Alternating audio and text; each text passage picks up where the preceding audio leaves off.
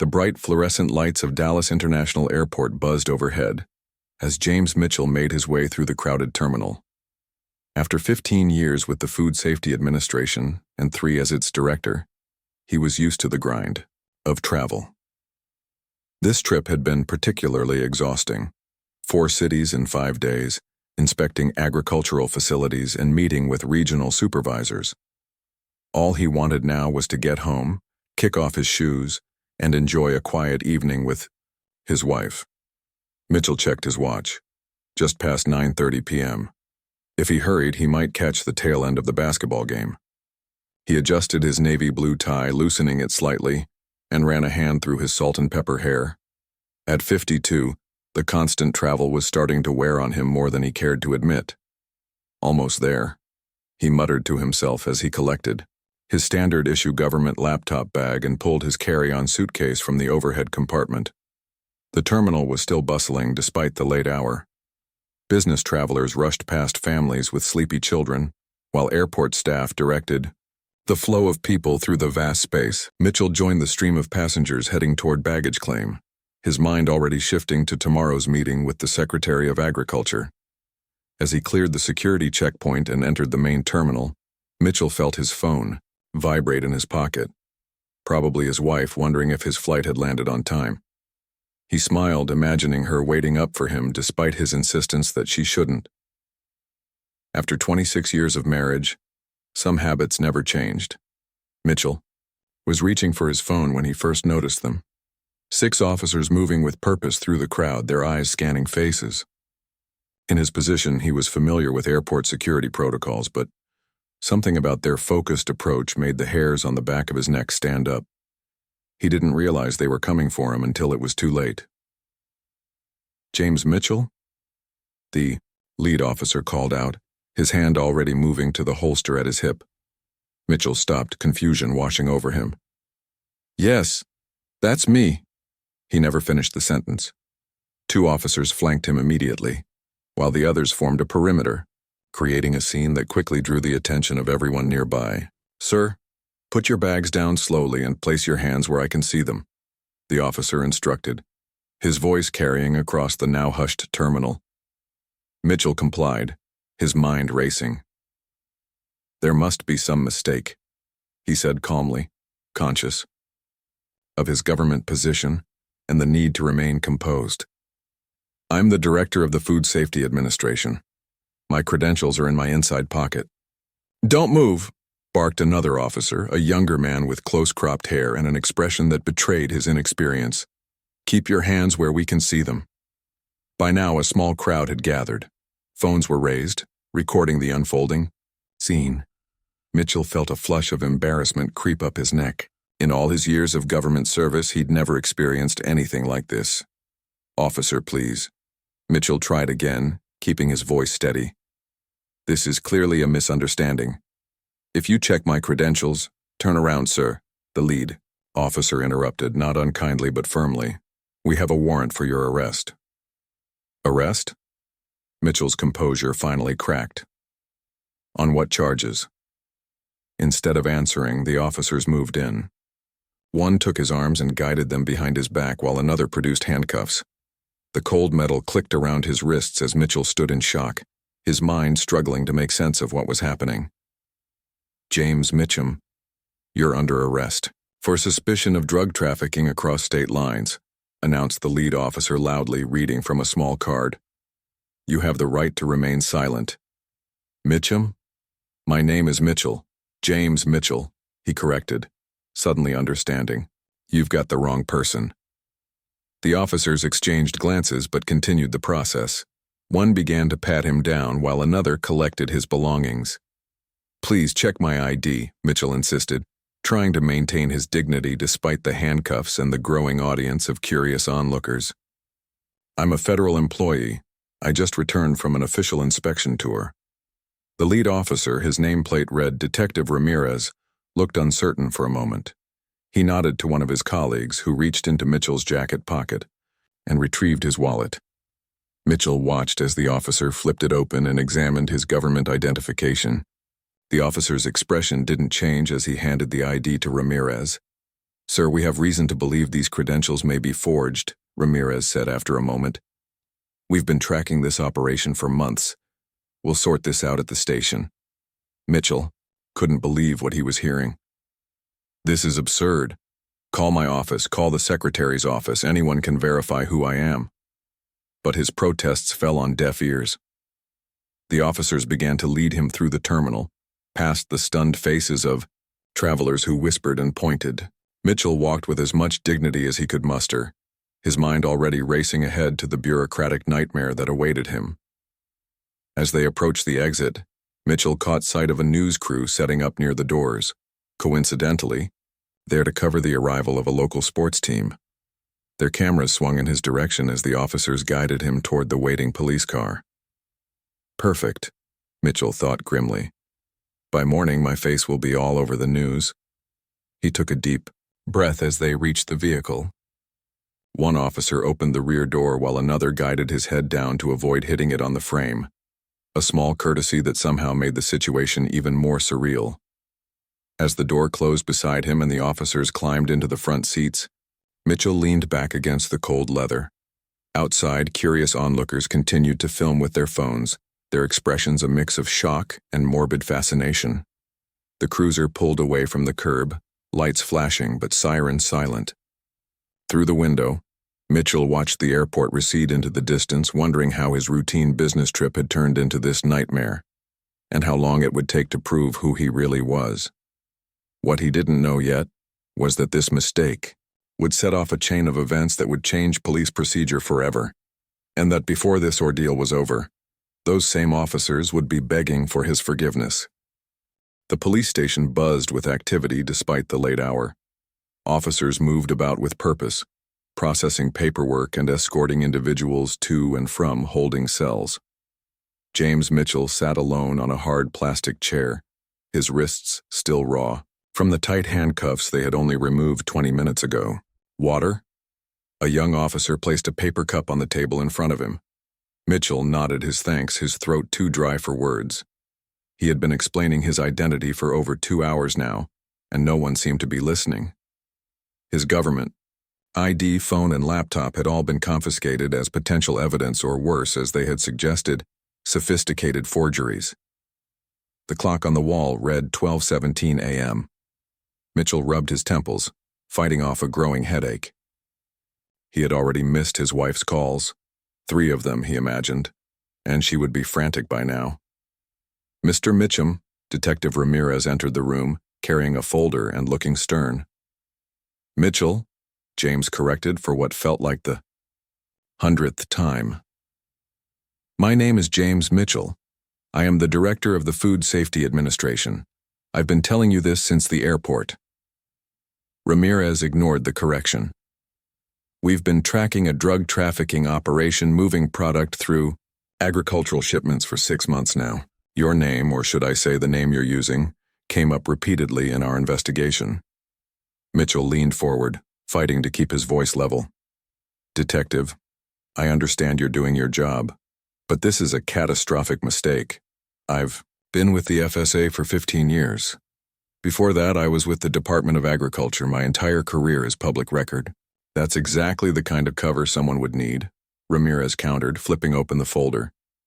He slid a grainy surveillance photo across the table. This was taken 3 weeks ago at a warehouse in Houston.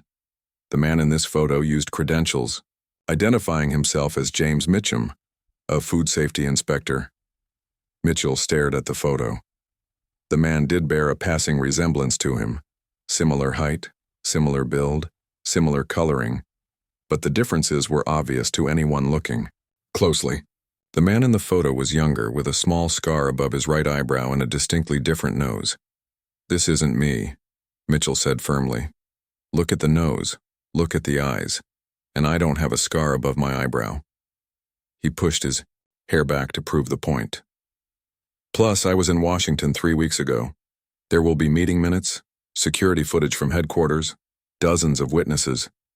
Ramirez studied him for a long moment, the first flicker of doubt crossing his face. We'll check into that. In the meantime, you'll be processed and held overnight. Processed? Mitchell felt a cold dread washing over him. "Detective, please, at least let me make a phone call. My wife will be worried sick and my assistant needs to know I won't make tomorrow's meeting with the secretary."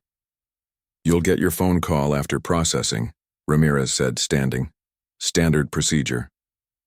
Mitchell watched helplessly as the detective gathered his papers. "You're making a huge mistake," he said quietly. "By morning, this will be a PR nightmare for your department." Ramirez paused at the door. For a moment, Mitchell thought he might have gotten through to him. Then the detective shook his head and left, closing the door firmly behind him. 20 minutes later, Mitchell found himself standing against a wall, holding a number plate for his mugshot. The flash of the camera seemed to seal his humiliation. Next came fingerprinting, the black ink smudging his hands as a board officer rolled each finger on the paper form.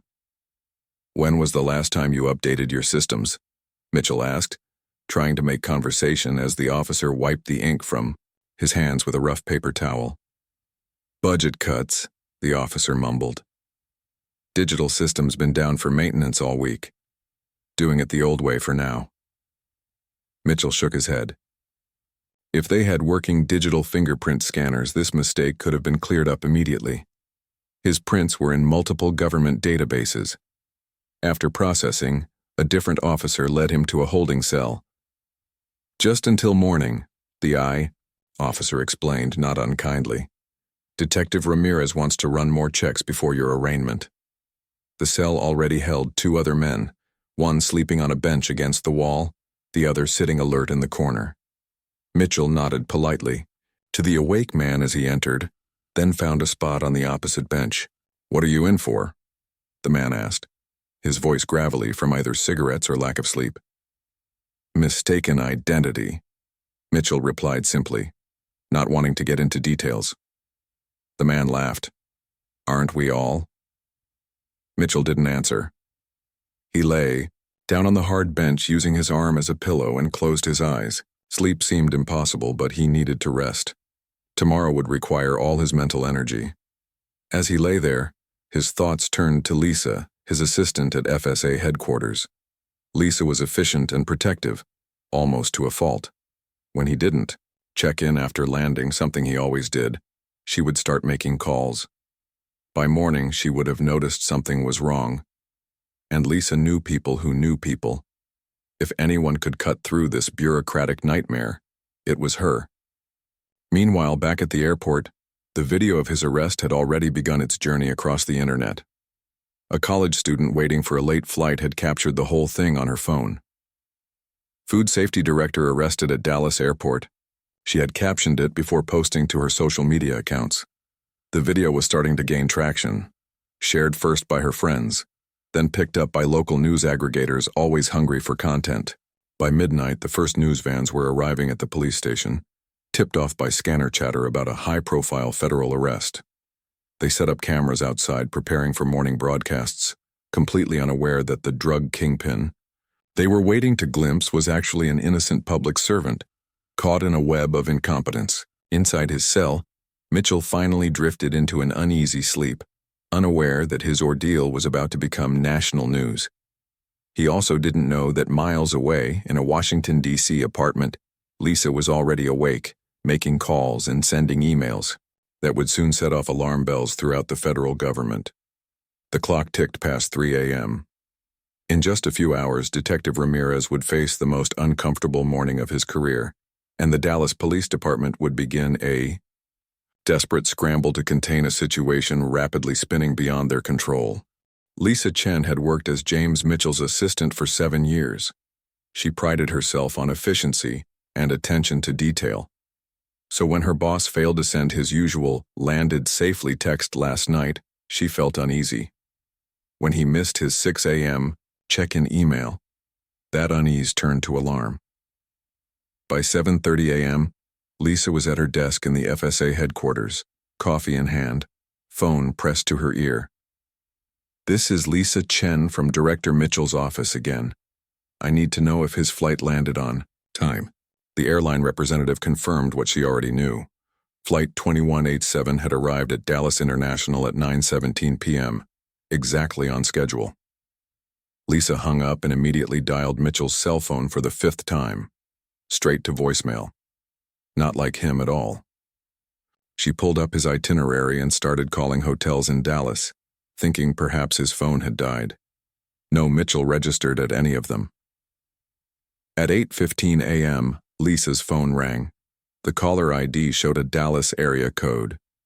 "Lisa Chen speaking," she answered, hope in her voice. "Ms. Chen, this is James Mitchell." His voice sounded tired, strained. "Director Mitchell, what happened? Are you okay?" The relief in her voice quickly gave way to concern. "I've been arrested, Lisa." The words hung in the air between them. "It's a case of mistaken identity. They think I'm some drug trafficker named James Mitchum." Lisa nearly dropped her phone. That's absurd." "Tell me about it." Mitchell sighed. "I've been trying to explain all night, but they won't listen. I need you to make some calls. Get the secretary involved. I'm being arraigned in 2 hours. Lisa was already opening her laptop, fingers flying across the keyboard. "I'm on it. Don't worry, sir. We'll get this straightened out immediately." As soon as she hung up, Lisa dialed the Secretary of Agriculture's direct line, a number few people had access to. Then she called the FSA's legal department, followed by the agency's media relations team. Within 30 minutes, the halls of power in Washington were buzzing with the news. Meanwhile, in Dallas, Detective Ramirez arrived at the police station to find his captain waiting for him, face grim. "We need to talk about your arrest last night," Captain Powell said, ushering him into his office. Ramirez nodded, confident. "The Mitchum case. Drug trafficking through agricultural shipments. We've been tracking him for months." Powell's expression darkened. "Did you run his prints?" "The system's down for maintenance. We're processing the paper cards this morning." "Well, someone just ran them manually, and guess what? They match a James Mitchell, all right. Director James Mitchell of the Food Safety Administration. The man has top-level security clearance and reports directly to the Secretary of Agriculture." The color drained from Ramirez's face. "That's not possible. Your intel was wrong," Powell cut him off. "Or you misinterpreted it. Either way, we've got a major problem on our hands." As if on cue, the phone on Powell's desk rang. He answered, listened for a moment, then covered the receiver. "It's the mayor's office. Apparently the Secretary of Agriculture just called him." Ramirez felt his stomach drop. This was bad. Very bad. Across town, the story was breaking on morning news shows. A local reporter stood outside the police station, microphone in hand. Behind me is the Dallas Police Department's Central Station, where Food Safety Administration Director James Mitchell spent the night in a holding cell following his arrest at Dallas International Airport yesterday evening. Sources tell us Mitchell was mistakenly identified as a suspected drug trafficker, despite showing proper government identification. Video of the arrest has gone viral overnight, raising serious questions about police procedures and facial recognition practices. The screen split to show the shaky cell phone footage of Mitchell being handcuffed in the airport, his face a mixture of confusion and dignity. The timestamp showed it had already been viewed over 300,000 times. Back at the station, Mitchell was being escorted from his cell by a very different group of officers than the ones who had arrested him. These officers were polite, almost deferential. "Director Mitchell, we sincerely apologize for this misunderstanding," one officer said, leading him to a private room where his belongings waited. "Captain Powell would like to speak with you if you're willing." Mitchell nodded, straightening his rumpled suit jacket. 24 hours without sleep had left dark circles under his eyes, but his posture remained perfect, his demeanor composed. In the room, Captain Powell stood as Mitchell entered. Behind him, Detective Ramirez looked like he wanted to disappear into the floor. "Director Mitchell," Powell began, "I cannot begin to express how deeply sorry we are for this terrible mistake. Your fingerprints have confirmed your identity, and we've received calls from the highest levels of government vouching for you." Mitchell took a seat, his expression neutral. "Captain, I understand mistakes happen. What I don't understand is why a simple ID check or fingerprint scan wasn't done at the airport before I was publicly humiliated and held overnight." Ramirez stepped forward, Sir, I take full responsibility. In my eagerness to close a big case, I failed to follow proper verification protocols. Mitchell studied the detective for a long moment. The man looked genuinely remorseful, his career likely flashing before his eyes. Our facial recognition system flagged a match with our suspect, Ramirez continued. But I should have done more. Thorough checks before making the arrest so public. Facial recognition, Mitchell repeated thoughtfully. That explains it. Those systems have known bias and accuracy issues. Outside the room, the station was in chaos. News vans lined the street, and the phone lines were jammed with calls from reporters and government officials. The governor had just released a statement expressing deep concern about the incident, and social media was ablaze with opinions. Captain Powell slid a form across the table. Your release paperwork, Director. You're free to go, of course. A car is waiting to take you wherever you need. The department will issue a formal apology at a press conference this afternoon. Mitchell signed the form but made no move to leave. Instead, he looked between the two officers. I'd like to understand exactly how this happened, he said calmly. Not to assign blame, but to prevent it from happening to someone else. Someone who might not have the connections I do to set things right so quickly. Powell and Ramirez exchanged surprised glances. They had expected anger, threats of lawsuits, demands for resignations. Not this measured response. Of course, Powell said, relief evident in his voice. We'd be grateful for your input. As they began to discuss the flaws in the system that had led to his arrest, Mitchell's phone buzzed with messages from his wife, his office, and reporters seeking comment. But for now, he focused on the conversation at hand.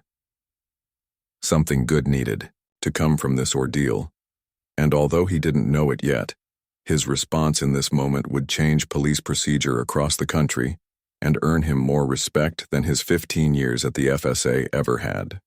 By noon, the story had exploded. Every major news network ran the airport footage on repeat. Commentators debated police procedures while the hashtag Wrongfully Arrested trended nationwide. Outside the Dallas Police Department, a growing crowd of reporters waited for statements, their satellite trucks lining the street. Inside, James Mitchell sat in a conference room, finally reunited with his belongings. He scrolled through his phone, now flooded with messages from colleagues, government officials, and even the White House Chief of Staff. His wife had called 7 times. He stepped out to call her back, reassuring her that he was fine and would be home soon. When he returned to the conference room, he found Captain Powell speaking with a well-dressed woman he didn't recognize. Director Mitchell, this is Diane Walker, our city attorney, Powell said, gesturing to the woman. She'd like to discuss, well, next steps. Mitchell understood immediately. They were worried about a lawsuit. Walker extended her hand. Director. Mitchell, first let me personally apologize for this terrible situation. The city takes full responsibility for what happened. Mitchell shook her hand but said nothing. Waiting, Walker cleared her throat nervously. We'd like to discuss how we can make this right. The department is preparing a formal public apology. The mayor would like to call you personally. And of course, we're prepared to discuss compensation for your distress and inconvenience. Ms. Walker, Mitchell replied calmly, I'm not interested in money. The city attorney blinked, clearly thrown off script.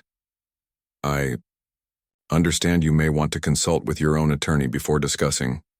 That's not what I meant, Mitchell interrupted. I don't want compensation. What I want is to make sure this doesn't happen to someone else.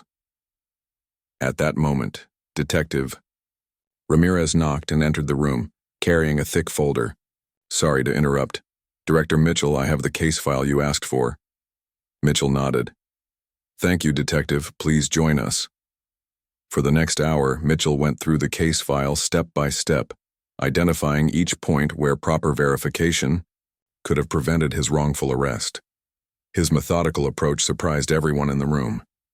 Your facial recognition system flagged me as a 73% match to James Mitchum, Mitchell noted, pointing to a printout.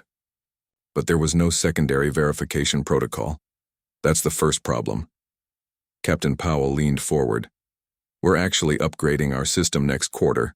Budget constraints have It's not about having a newer system, Mitchell cut in. It's about having better procedures. Even with the best technology, you need human oversight and multiple verification points. As Mitchell continued his analysis, the room grew quiet. This wasn't a victim lashing out or demanding heads on platters. This was a seasoned administrator, identifying systemic issues and proposing practical solutions. Outside the station, the press conference was about to begin. The police commissioner stood at a podium, flanked by the mayor and several uncomfortable-looking department heads. "Good afternoon," the commissioner began, his face solemn. "Last night, officers from our department made a grievous error resulting in the wrongful arrest of James Mitchell, director of the Food Safety Administration. There is no excuse for this mistake, and we take full responsibility." Cameras flashed as reporters shouted questions. "The officers involved have been placed on administrative leave pending a full investigation," the commissioner continued. "We are reviewing all procedures related to identification and arrest protocols." Inside, Mitchell watched the press conference on a small TV in the corner of the conference room. He shook his head slightly at the announcement about the officers. "Suspending those officers won't fix the actual problem," he said to no one in particular. Detective Ramirez looked up, surprised. "You don't think we should be disciplined?" Mitchell turned to him. "Did you wake up yesterday planning to arrest the wrong person, or were you following the procedures you were trained to follow?" "The procedures," Ramirez admitted, "but I should have double-checked." "Yes, you should have," Mitchell agreed. "But the system should have required you to. That's what needs fixing." The door opened and a young officer poked his head in. "Director Mitchell, there's someone here from your office, a Ms. Chen?" Lisa entered the room looking both relieved and furious on her boss's behalf. "Director Mitchell, thank goodness. Are you all right? The secretary is apoplectic. There's talk of a congressional inquiry." Mitchell stood to greet his assistant. "Lisa, thank you for everything you did this morning. I'm fine, and I don't think we need Congress involved." "But sir," Lisa protested, "what they did was a mistake based on flawed procedures." Mitchell finished for her. "And we're going to help them fix those procedures." Lisa looked bewildered. "We are?" "Yes," Mitchell said firmly. "That's a better use of our time than lawsuits and inquiries, don't you think?" Back at the press conference, the questions had grown hostile. "Commissioner, how can the public trust your department after such a high-profile mistake?" One reporter called out. "Will Detective Ramirez be fired?" shouted another. The commissioner struggled to maintain control. "We are committed to transparency throughout this process. As I said, a full investigation." "May I say something?" Every head turned as James Mitchell walked out onto the steps, approaching the podium. The commissioner stepped aside, relief visible on his face. Mitchell adjusted the microphone. "Good afternoon. I'm James Mitchell, the person who was wrongfully arrested last night." A hushed silence fell over the crowd. "What happened to me was unacceptable," Mitchell began, his voice clear and measured. "But it's also symptomatic of larger issues in how we approach identification and arrest procedures in this country." He paused, making eye contact with several reporters. "Rather than focusing on blame, I've spent the morning working with the department to identify specific procedural changes that could prevent similar incidents in the future. Captain Powell and his team have been fully cooperative, and I believe their commitment to improvement is genuine." The reporters looked at each other in confusion. This wasn't the angry denunciation they had expected. "I'll be working with the department in the coming weeks to develop what we're calling a multiple identity verification protocol. This will require officers to confirm identity through at least 3 separate methods before making an arrest, in cases where identity might be in question." A reporter raised her hand. "Director Mitchell, are you saying you're not pursuing legal action against the department?" Mitchell smiled slightly. "I believe in fixing problems, not just punishing mistakes. That's how I've approached my work at the FSA, and that's how I'm approaching this situation." As Mitchell continued outlining his plans for collaboration, Detective Ramirez watched from the doorway of the station, a mixture of relief and admiration on his face. In his 15 years on the force, He had never seen someone respond to injustice with such grace and constructive purpose. By the time Mitchell concluded his impromptu speech, the narrative had completely changed. News headlines that had been prepared to blast police incompetence were being rewritten to focus on Mitchell's remarkable response and the groundbreaking protocols that might emerge from this unfortunate incident. No one, least of all James Mitchell, himself, could have predicted that his wrongful arrest would become the catalyst for one of the most significant reforms in police identification procedures in decades. 3 months passed quickly. The seasons changed, summer heat giving way to autumn crispness, but the impact of James Mitchell's wrongful arrest continued to ripple through law enforcement agencies across the country. On a bright October morning, Mitchell stood in the main training hall of the Dallas Police Academy. Before him sat 200 officers, including fresh-faced recruits and seasoned veterans. All eyes were focused on him as he clicked to the next slide in his presentation. "And this is where the verification process broke down," Mitchell explained, pointing to a flowchart. "A single identification method, in my case facial recognition with a 73% match, triggered an arrest without any secondary confirmation." In the front row, Detective Ramirez nodded along. He had become Mitchell's most dedicated supporter in the department, working countless extra hours to help develop what was now officially called the Mitchell Protocol. The new system requires 3-point verification before any arrest where identity might be in question, Mitchell continued. Biometric confirmation, document verification, and background cross-checking. Had this been in place 3 months ago, my fingerprints would have immediately cleared me. After his press conference, that day Mitchell had received calls from the mayor, the governor, and eventually the attorney general. What began as a simple effort to improve one department's procedures had expanded into something much larger, a comprehensive reform initiative being adopted by police departments nationwide. Captain Powell entered the back of the room and gave Mitchell a thumbs up. The signal meant the special guests had arrived. Mitchell wrapped up his current point and addressed the room. "Before we continue, I'd like to welcome some visitors who can speak to the importance of proper identification procedures from a different perspective." The side door opened and 3 people entered. An older Hispanic man, a young black woman, and a middle-aged Asian man. Each had experienced wrongful arrests or detentions due to misidentification. Mitchell had met them through an advocacy group and invited them to share their stories. Unlike me, these individuals didn't have the advantage of government connections to quickly resolve their cases, Mitchell explained. Mr. Ortiz spent 3 weeks in jail. Ms. Thompson lost her job. Dr. Patel's medical practice suffered significant damage to its reputation. One by one, they shared their experiences. The room fell silent as officers listened, many taking notes, others shifting uncomfortably in their seats. When they finished, Mitchell thanked them and turned back to the officers. "This isn't about placing blame.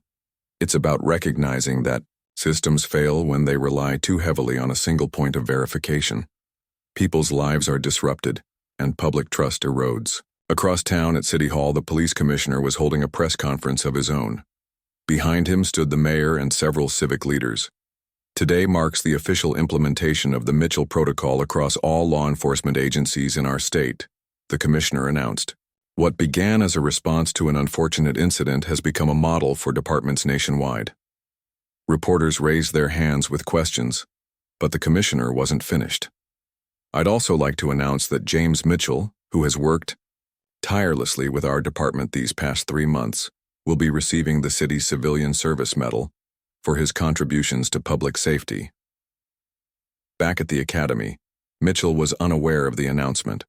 He was busy answering questions from officers, addressing concerns and suggestions for further improvements to the protocol. "Director Mitchell," one veteran officer called out, "what about cases where we know the suspect is dangerous? Doesn't this 3-point system slow us down too much?" It was a fair question, one Mitchell had heard before. "The protocol includes emergency exceptions," he explained. "But even in those cases, verification follows immediately after detention. The point is to build in checks and balances without compromising public safety." After the training session concluded, Mitchell gathered his materials and prepared to leave. Detective Ramirez approached, extending his hand. "I never properly thanked you," Ramirez said, his expression earnest. "Most people would have sued the department, demanded my badge. Instead, you helped us become better." Mitchell shook his hand firmly. Sometimes the best response to a mistake isn't punishment, it's improvement.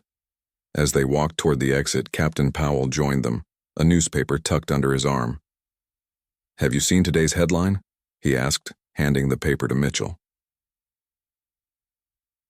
The front page featured a photo of Mitchell speaking at the academy, under the headline, "Mitchell Protocol Goes National, How One Man's Wrongful Arrest Sparked Nationwide Reform." Mitchell skimmed the article, a slight smile crossing his face. "Seems a bit dramatic. I just did what anyone would do." "No," Ramirez said seriously. "You didn't do what anyone would do. That's the point." Outside, a group of officers had gathered, near Mitchell's car. As he approached, they stood a little straighter. One stepped forward. "Director Mitchell, we wanted to thank you personally," he said. The officer's name badge identified him as Wilson, one of the men who had arrested Mitchell at the airport 3 months ago. "What you've taught us, it's changing how we do our jobs. For the better." Mitchell was touched by the gesture. "Officer Wilson, I appreciate that. But this has been a collaborative effort." "Still," Wilson insisted, "not many people would have responded the way you did. Most would have wanted payback." Mitchell considered this as he looked at the officers. 3 months ago, they had been on opposite sides of a terrible mistake. Now they were partners in preventing such mistakes from happening again. "I've spent my career at the FSA focused on systems and protocols that protect people," Mitchell said. This wasn't so different, really. Later that evening, Mitchell sat in his home office reading emails from police departments across the country, asking about implementing the protocol. His wife brought him a cup of tea and rested her hand on his shoulder. "The governor called while you were at the academy," she said. "Something about a national task force they want you to lead." Mitchell nodded, taking a sip of tea. "I heard they want to standardize identification protocols across all 50 states. Are you going to do it?" He looked at the wall where he'd hung a framed news article about the incident, not as a reminder of the injustice, but of what had come from it. "I think I will," he said quietly. There's still work to do. What had begun as the worst night of his professional life had transformed into perhaps his most important contribution. The system that had failed him was being rebuilt, stronger and fairer, because he had chosen to help rather than punish those who wronged him. As Mitchell closed his laptop and prepared for bed, his phone buzzed with a text message from Detective Ramirez. Channel 5 just ran a story about a department in California that used the protocol to prevent a wrongful arrest today. It's working. Mitchell smiled as he set down his phone. That was all the vindication he needed.